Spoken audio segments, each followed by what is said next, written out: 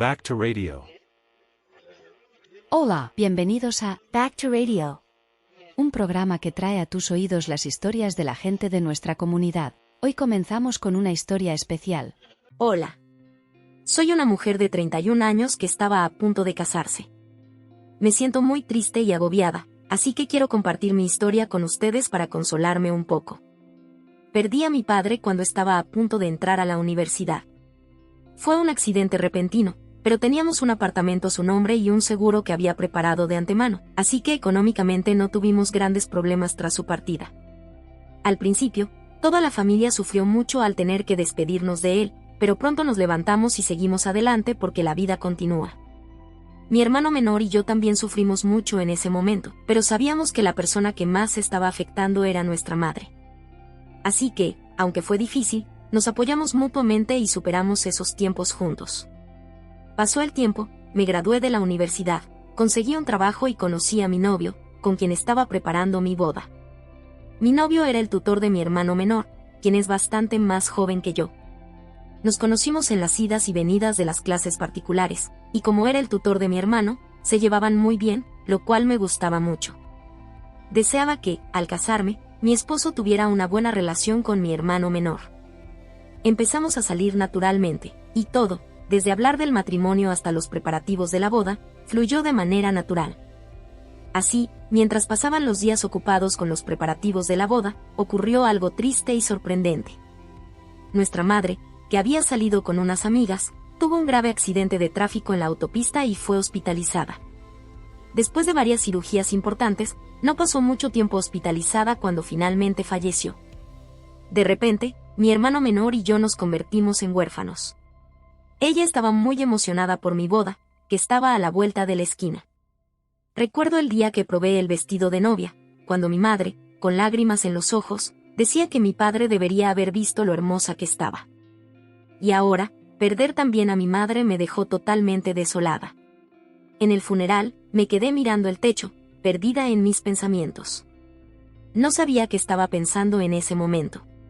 Mientras estaba sumida en mis pensamientos, mi hermano menor me dio mi teléfono. Era una llamada de mi futura suegra. Me dijo que el teléfono había estado sonando sin parar y sacó mi teléfono del bolso, poniéndolo frente a mí. Conteniendo las lágrimas, respondí la llamada. Al escuchar la voz de mi futura suegra, sentí una calidez maternal que me hizo llorar sin poder evitarlo. Ella me dio sus condolencias y yo le agradecí por su apoyo. Cuando finalmente nos despedimos de mi madre, lloré tanto que casi me desmayé. Al volver a la casa donde vivíamos todos juntos, cada rincón estaba lleno de recuerdos de ella. Lloré durante horas, sola, como si fuera una persona sin alma. Lo único que pude hacer en mi tristeza fue ordenar la casa. Aunque estaba moviéndome y haciendo cosas, realmente no sé en qué estado mental estaba durante ese tiempo. El día después de regresar a casa, mi suegra me llamó una vez más. Pero esta vez, no fue para darme palabras de consuelo por mi situación, sino para hablar de otra cosa. Me dijo que había oído que el funeral había terminado y me preguntó cómo iba la preparación de la dote. No podía creer lo que estaba escuchando.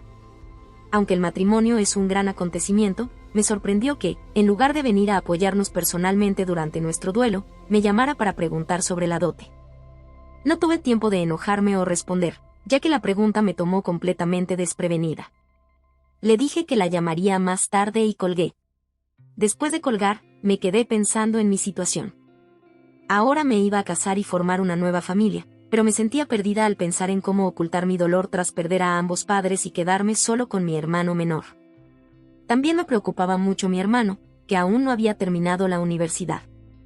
Reflexionando sobre todo esto, de repente me di cuenta de que ya era de madrugada. Me di cuenta de que si me dormía en ese momento, seguramente me levantaría tarde y me sentiría aún más inútil. Decidí que, aunque me sintiera triste por la ausencia de mi madre, tenía que levantarme temprano y empezar a hacer pequeñas cosas para salir adelante. Al coger el teléfono para poner la alarma, vi que tenía decenas de llamadas perdidas. Eran todas de mi suegra. Sabía que no había respondido bien a su pregunta sobre la dote, y aunque le había dicho que la llamaría más tarde, no podía entender por qué seguía insistiendo, sabiendo que acababa de perder a mi madre. Pensé en llamarla por la mañana y me fui a dormir. Puse la alarma para las 6 de la mañana y, apenas apagué el despertador, el teléfono volvió a sonar. Era mi suegra. Sorprendida por la insistencia, contesté rápidamente pensando que podría ser algo urgente. Le pregunté con cuidado cuál era el motivo de su llamada y ella me preguntó si la casa en la que vivía era de alquiler o propia. Le respondí que era propia y luego me preguntó cuántos metros cuadrados tenía. Le dije que 150 metros cuadrados, y entonces me preguntó quién iba a heredar la casa. No es que no entendiera las preguntas de mi suegra, pero ya me sentía molesta porque ni siquiera se había presentado en el funeral de mi madre y solo había hecho una llamada telefónica.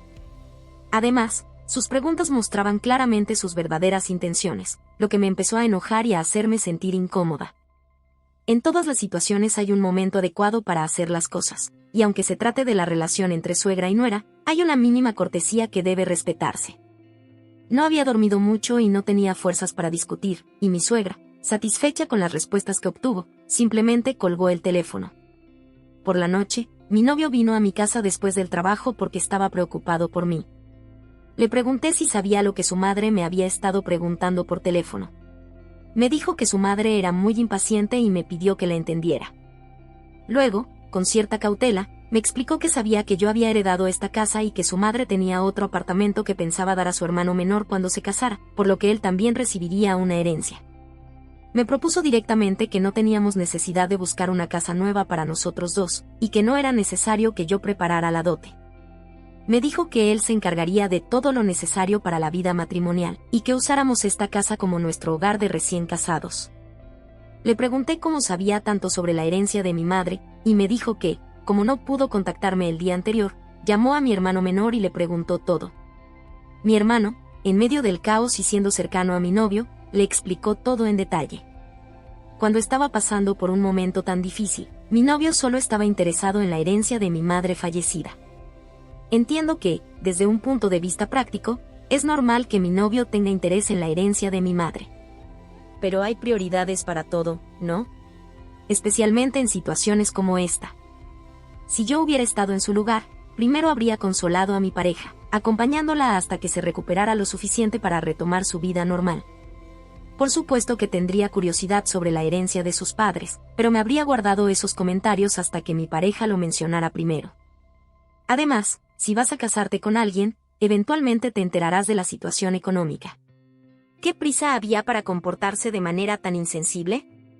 Realmente me fue difícil contenerme y no pude manejar la rabia que sentía. Le grité, preguntándole si realmente era un ser humano. Le dije que no tenía sentido que su mayor preocupación fuera la herencia cuando yo aún sentía como si mi madre se hubiera ido apenas ayer. Todo esto mientras él ya había decidido por su cuenta sobre la dote y la casa de recién casados, como si todo estuviera resuelto. Le recordé que él no había visitado a mi madre ni una sola vez en el hospital, y que ahora, tras su fallecimiento, parecía que ya había calculado que tendríamos una casa nueva para la luna de miel. Le dije que me parecía increíble que, justo después del funeral, su madre me llamara preguntando sobre el tamaño del apartamento y si era alquilado o propio. Le dije que estaba decepcionada con la actitud de su madre y que me daba escalofríos que él también hubiera llamado a mi hermano para preguntar sobre la herencia. No entendía cómo, tras el fallecimiento de mi madre, su madre no se había presentado ni una sola vez. Y ahora, viendo su comportamiento, me di cuenta de que si me casaba con él, mi futuro sería predecible y sombrío. Le dije que no quería seguir adelante con el matrimonio. Mi novio, incrédulo, preguntó si realmente era para tanto y sin disculparse por sus acciones, dijo que me llamaría al día siguiente y se fue. Después, al parecer, le contó todo a su madre porque más tarde esa noche recibí otra llamada insistente de ella. Estuve ignorando las llamadas a propósito, pero el teléfono no dejaba de sonar.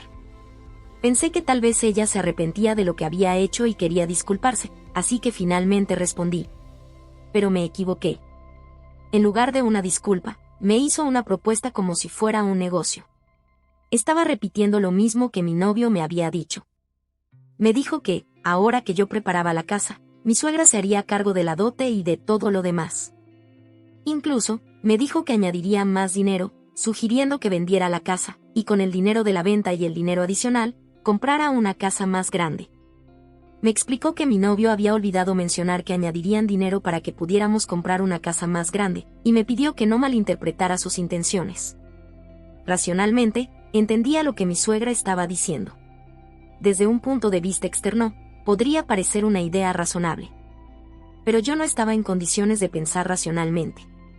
En ese momento, lo que más necesitaba era consuelo. Por esta razón, tanto mi suegra como mi novio me parecían seres insignificantes más que personas. Sus palabras no hacían ninguna diferencia, y su insistencia en que esto era una ventaja para mí solo me enfurecía más. La idea de casarme con mi novio y tener a mi suegra como familia me hizo ver claro el futuro que me esperaba, ser tratada sin consideración en cada momento difícil. Además, ahora que mis padres ya no estaban, parecía que me consideraban una persona fácil de manipular. Para ellos, lo más importante era su familia, luego el dinero, y si alguna vez les importara algo más, por si acaso les importara, entonces sería yo, pero inevitablemente, no porque realmente les importara. Ya no tenía nada más que decir, pero su insistencia en que lo reconsiderara me llevó a decirles que nos viéramos en persona al día siguiente para hablar. Luego, colgué el teléfono. Al día siguiente, llamé a todos mis parientes y los reuní en mi casa. Los llamé antes de la hora acordada con mi futura suegra y les conté todas las atrocidades que mi novio y su madre me habían hecho. No me creyeron y pensaron que, debido a la muerte de mi madre, estaba tan herida emocionalmente que no podía pensar con claridad y estaba tratando de cancelar la boda. Aunque estaba profundamente herida, mi juicio no estaba tan afectado como pensaban. Les pedí que se escondieran en una habitación para demostrarles que lo que yo decía era verdad. Dije que entenderían que no estaba mintiendo si escuchaban la conversación, y les pedí que se quedaran en la habitación mientras mi novio y su madre hablaban conmigo. Me quedé sola en la sala esperando a los dos. Finalmente, mi novio y mi suegra llegaron a nuestra casa.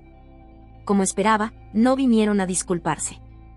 Aunque sabían que yo no me sentía cómoda y que estaba pensando negativamente sobre sus propuestas, podrían haber dicho lo siento aunque fuera por cortesía, antes de hablar de lo que querían. Pero no mostraron ni una pizca de consideración y se lanzaron directamente a decir lo que querían. Yo mantuve una actitud reservada y no estaba dispuesta a abrirme emocionalmente, expresando que su comportamiento había sido muy irrespetuoso. Mi suegra empezó a elevar la voz, diciendo que los muertos están muertos y los vivos deben seguir viviendo, y que yo no tenía nada que perder, así que no veía cuál era el problema. Luego, agregó que, como ahora yo era prácticamente una huérfana, sería vergonzoso y humillante para ellos en la boda tener los asientos de mis padres vacíos, pero que aún así estaban dispuestos a aceptarme como nuera, y que yo debería estar agradecida con ellos por eso.